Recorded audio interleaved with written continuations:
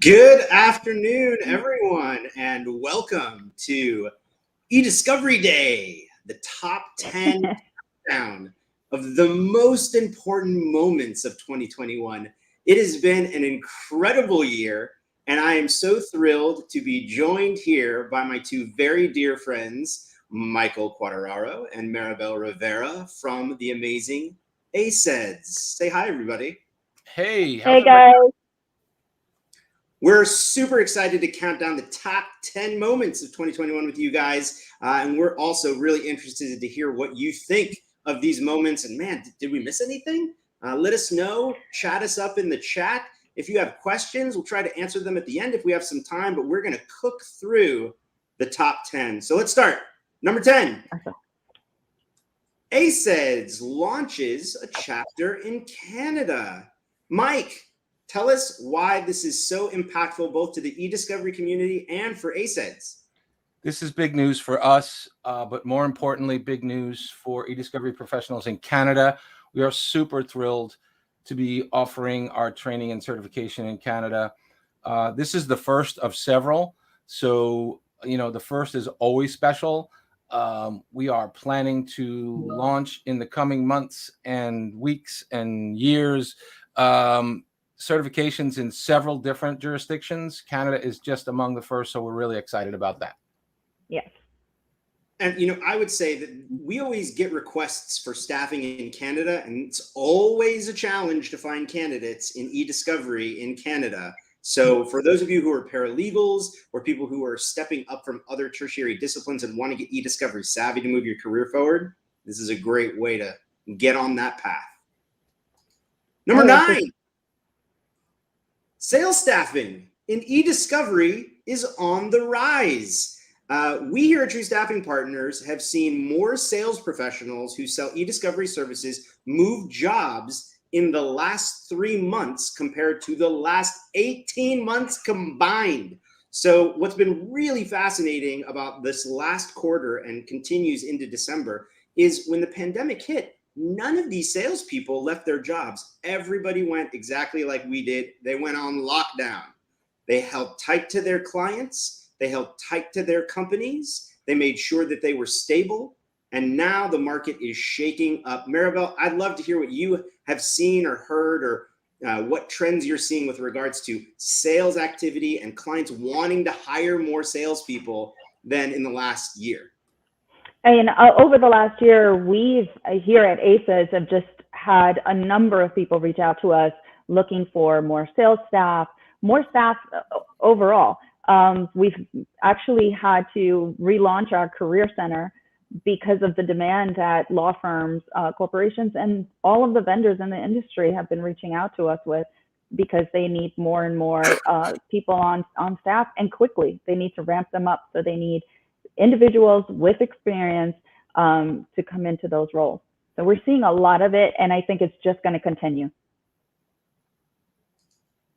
Number 8, an increased focus on diversity, equity, and inclusion. And Maribel, I know you've got some national standard statistics on this. They're really amazing. Share with us some information that helps us really understand the bigger picture on this topic.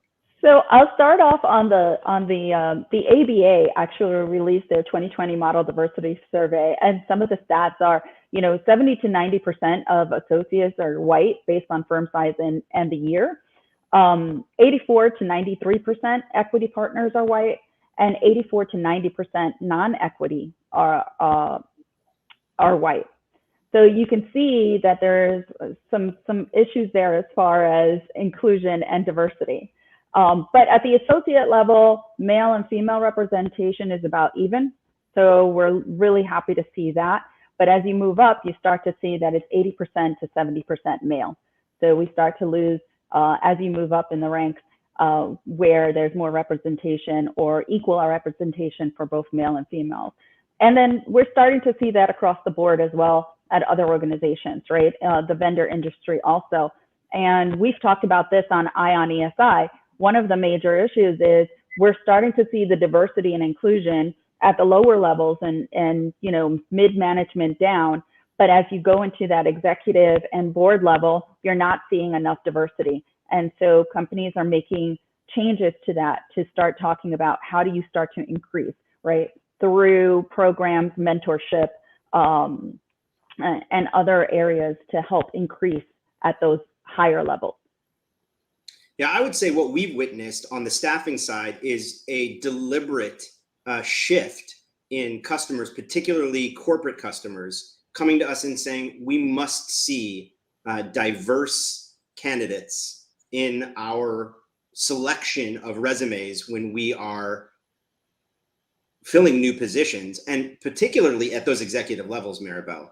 It is not something that is holistic across all organizations in the Fortune 1000, but compared to what we've seen in years prior, there's definitely been an uptick. So that's great news. And that makes it in as number 8 on our countdown. Number 7, ESI case decision tsunami. Mike, give us some stats on how many new case decisions around e-discovery came out just in 2021, and help us understand, is it just a result of the backlog of things not being litigated in 2020? I don't think so. I think it's in part just a maturation of the e-discovery process. People are starting to understand there are good things and there are bad things to do, and the bad things wind up in court. So this is actually interesting. I did a little research. Shout out to our friend Kelly Twigger at eDiscovery Assistant.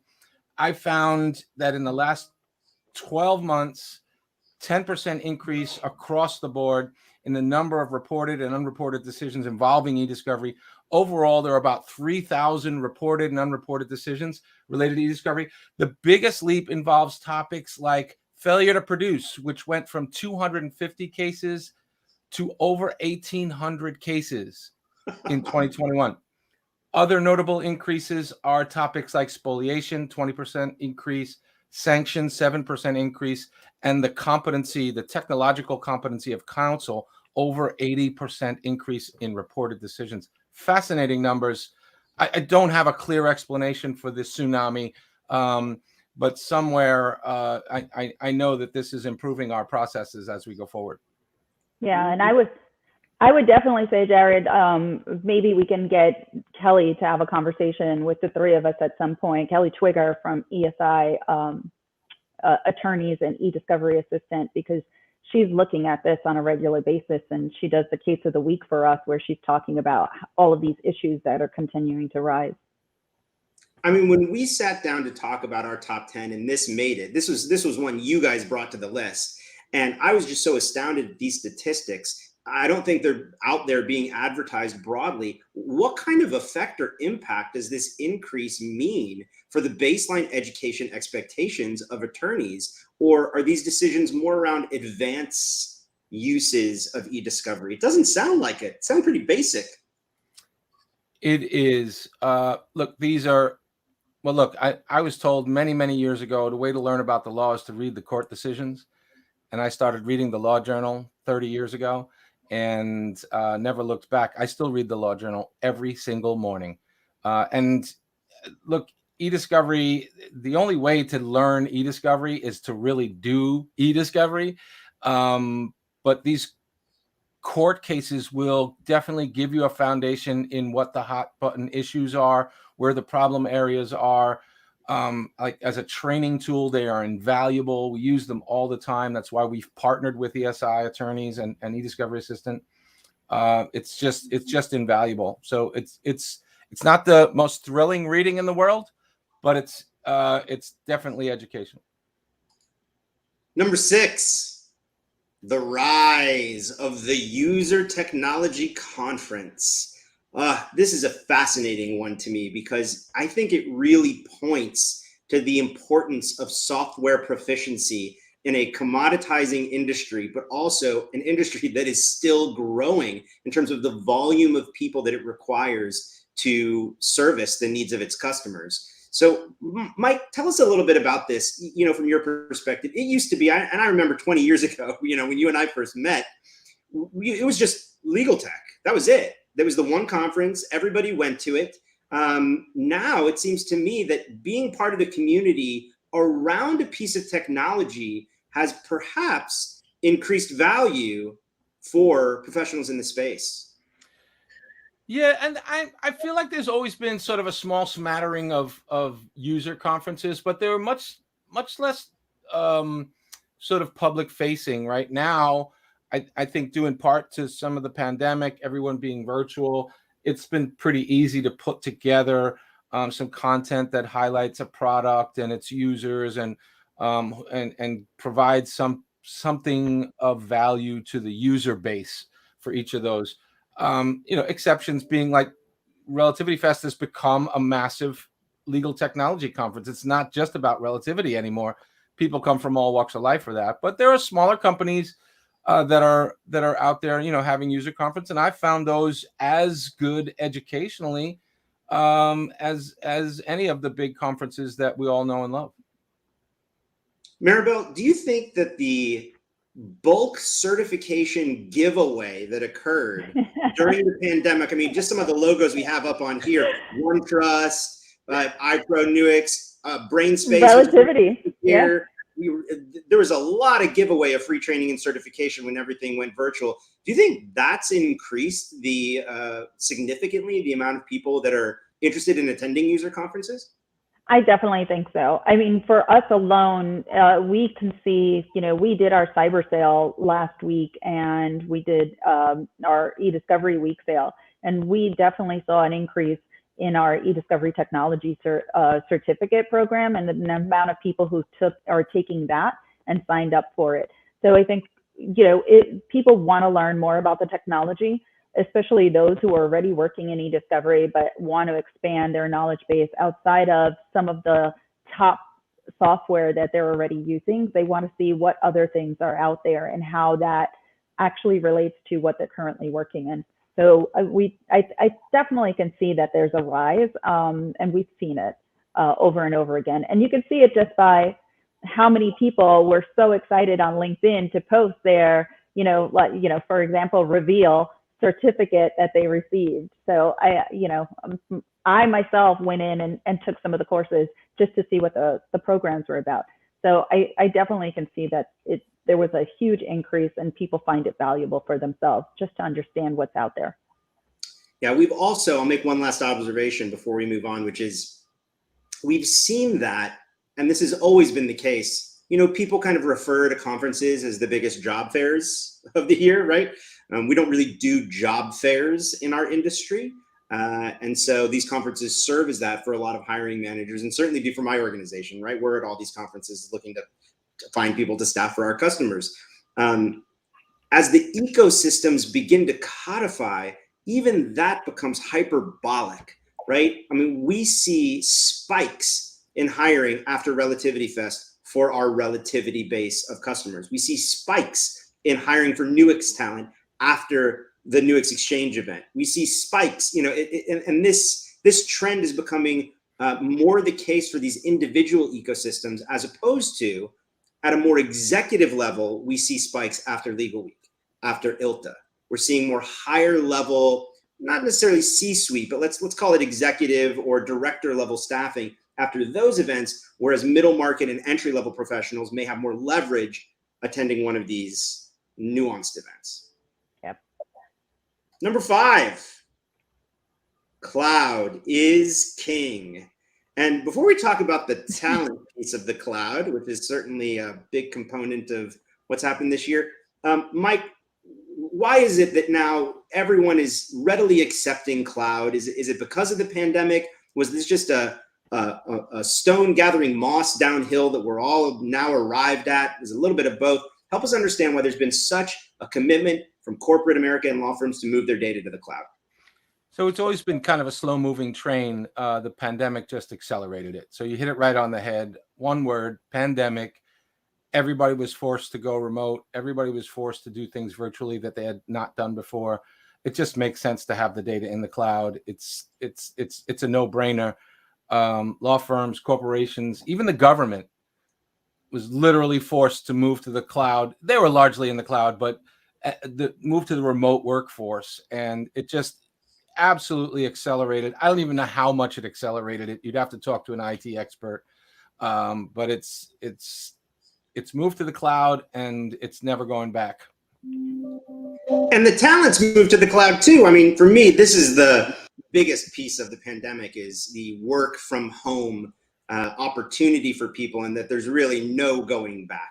The number one motivator for every candidate who comes to us is, I want flexibility to work remotely from home. If not all of the time, although most of them want it all of the time, part of the time, with some control over what that part of the time is, not on a 3-day on, 2-day off mandate by their employer. And so everything moving to the cloud brings up a lot of questions around security, around privacy.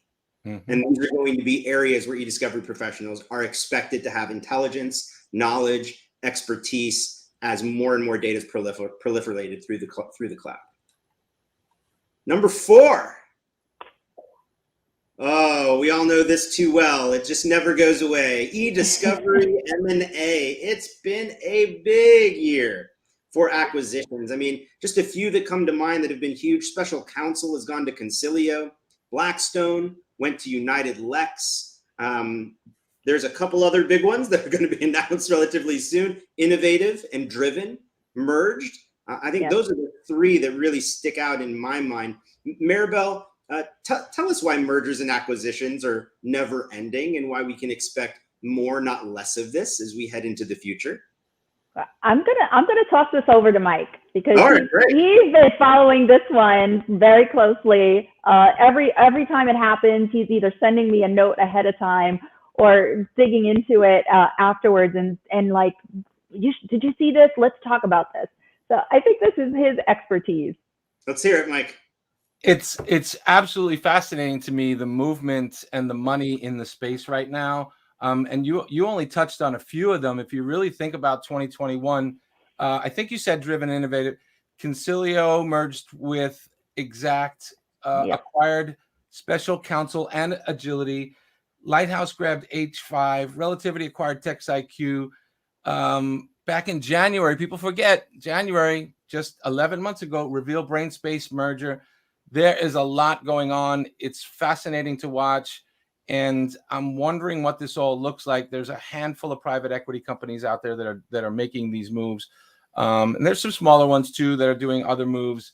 I'm wondering if we don't all wind up with like Walmart, Target, and Best Buy, right? And those are the options eventually. I mean, I don't think we're there yet. There's still plenty of diversity and professional services and technology out there. But I think eventually this all comes down to a handful of people providing services and technology in our space.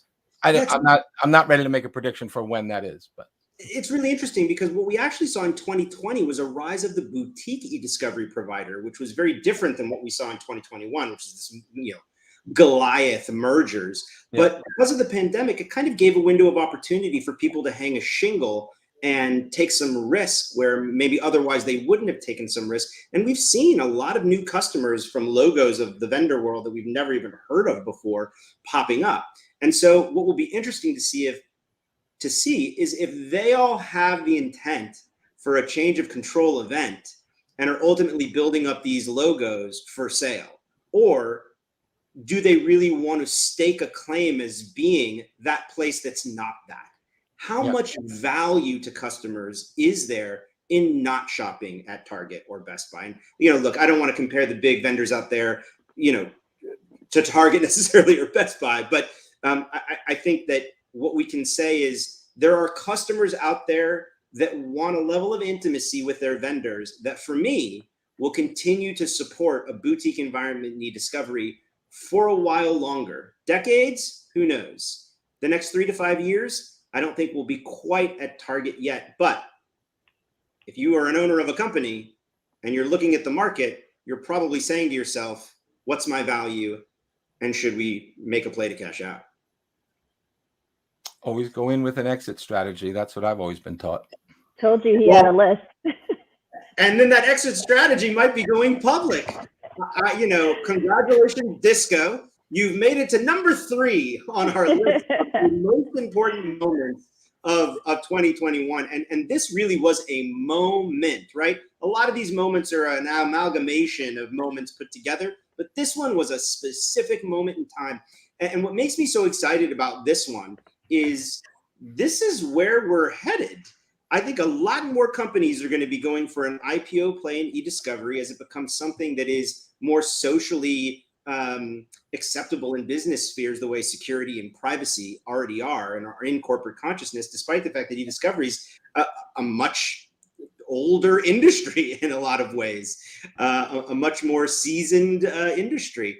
But Disco going public to me marks a huge milestone for our industry, moving into the eyes of the public sector and giving the community opportunities to invest back into companies that they work for. And that to me is maybe the most critical thing that a lot of people don't think about. When a company goes public, it's not just the company going public to raise money and funds from people external to the organization. It gives an opportunity for employees of that organization to invest back in themselves and their team at a lower price point that can earn higher yields than just a base salary and a bonus year over year at a law firm. Mike? And think about the legitimacy it brings to an industry which we've been trying to define and refine for 25 years now. It says a great deal about the maturity of an industry that 25 years ago consisted of like scanning and coding and printing emails, right? Yeah. And I have to say, Disco is great.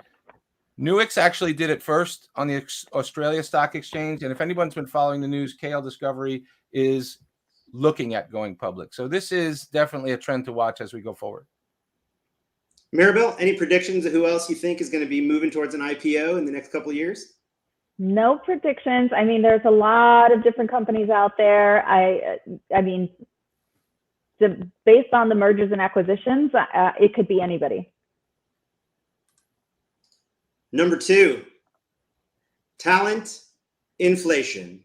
And what do we mean when we say talent inflation? 2 things. 1, everybody needs more talent than they've ever needed before. And that is categorically true. We've had more open job recs this year than in the last 3 years combined in e-discovery. And 2, talent inflation from a compensation standpoint. We found that between January and April of this year, salaries went up 22% on average from the time somebody left a job and entered their new one. That's pretty astronomical. The usual averages are somewhere between 10 and 15. To get to 22 on an average, and some people are getting 40, 50, 60% increases on their job moves, is pretty exceptional. It's been a recalibration for the vendor and law firm community to look at what it will now cost to acquire talent, much less retain the people that they had. We found that 1 in 4 employees left their job in the e-discovery industry in 2021. So essentially everybody turned over between 25 and 33% of their staff, and probably paid more money to replace the people who left than not. So as we talk about talent inflation, Mike, I'm curious to hear what you are seeing out there in terms of what are the highest value skill sets that companies in your mind are willing to pay the most amount of money for in e-discovery? Yeah, it's a great question. And I'll start by saying that, I went out of my way to call some recruiter friends because I knew this question was coming. And what you've described is entirely consistent with what everyone across the board has said. The talent inflation, the premium that is being paid for talent right now is off the charts. I never thought I would see it. To your question, the kinds of organizational skills, the kinds of what I call project management skills, the consultative piece, the being able to manage expectations, processes, technology, and people and resources, those are the skills that are going to, in my view, require the highest premium if you're looking for talent. Maribel, you want to weigh in? No, I kind of agree with Mike on soft skills, right? People need more of those soft skills, and we kind of see that in a lot of organizations starting to look at how do we develop more leaders in those entry level and mid management levels that they have. So we're starting to see more individuals starting to say, okay, we need to train up and provide those soft skills to them. I would add to that advanced analytics. I think that is a premium skill set. And at the end of the day, as much as we love Disco and them going public, relativity skills are still 90% of the hands-on tactical skill sets that customers are looking for, even at the project management level. Yeah. Number one, the number one moment. Law firms, you're trying so hard to get us all back to the office. No one really wants to go. This picture is kind of meant to be funny, but it's not. It's very real. We found that 1 in 4 people, do not want to adhere to vaccine mandates, which will prohibit them from exploring opportunities that require a return to office. And that was a pretty staggering number for us to discover. We did a poll of about 1,600 e-discovery professionals. 1 in 4 was not willing to get a vaccine in order to have as a condition of their employment. We've also found that the average law firm job order for a mid-market e-discovery professional at an analyst or a project management level, 2 things. 1, takes about 8 to 12 weeks compared to a vendor who's hiring the exact same professional fully remote, takes about 8 days. So just think about the dissonance in timeline. So you say, why is it taking so long for law firms to hire people? Well, 1, people don't want to go back into an office. If it's 5 days a week, they really don't want to go back. But even as you go down from 3 to 2 days a week, that doesn't really tip the scale, as we've seen in the marketplace, to get candidates to get back to office. Now, why is this so momentous and why is this number 1 on the list? Because it is so incongruent with what's happening in the rest of the world. When you look at this chart, this is a barometer from a company called Castle Systems. This is the key fob that gets swabbed when people go into a building. So this is actual data around who's actually swabbing in to go to an office. And the national averages are almost half of what the averages are for law firms. So for whatever reason, law firms, to the tune of 2 times the national average, are pushing people for a return to office. Mike, why? We've got 3 minutes left. Why are law firms holding on stronger than any other industry in the entire world for a return to office? So a couple of observations there. First of all, most law firms, the old school, the white shoe firms, they're very traditional. They believe in that personal face-to-face contact. Second, they are slow to change. The rest of the world has moved on in many ways. Law firms operationally are different. They're slow to change in technology. They're slow to change in other policies within the organization. And honestly, those 2 things are, I think, what are impeding it. Ultimately, what I think we wind up with here is some form of hybrid, whether it's 2 or 3 days. There's some work that cannot be done remotely at a law firm. And I say that with 20 years of law firm experience. So someone's going to have to be there to get the mail, right? Because they still use the mail very extensively. But there are so many technology jobs that it's not required. But I think there's something to be said for culture and interpersonal relations that some form of hybrid is going to have to fill that gap. Mike, I'm getting a text from my team as we're talking here who are watching it live saying, remind everybody that 65% of the jobs that we filled at law firms over the last 6 months started as being in office and ultimately bent to being partially remote or to being hybrid, essentially, in order to fill the position. 65%. That's a staggering number. So we're seeing law firms start to bend a little bit, but certainly it has been a struggle for them to fill positions at the speed and frequency of everybody else. We've got 1 minute left. Closing thoughts? Maribel, we'll start with you. Closing thought, I think the biggest question right now, and I've heard, is who is going to Legal Week? Is it going to be in person? So I would say that's one of the biggest things that we've been talking about. I mean, I think you and I and Mike start our conversations off with, is this really happening? Is it going to happen? So I would say that's our next biggest trend is Legal Week going to happen? Let's see who shows up. Mike, last thought. No real thought. Just thanks everyone for tuning in. Thanks. Have a great holiday season. Thank you, Jared. Thank you, Maribel. Awesome. Love doing stuff like this. And I would say see us next month on ION ESI. That's right. Thank you for joining us, everybody. Happy holidays. Happy holidays.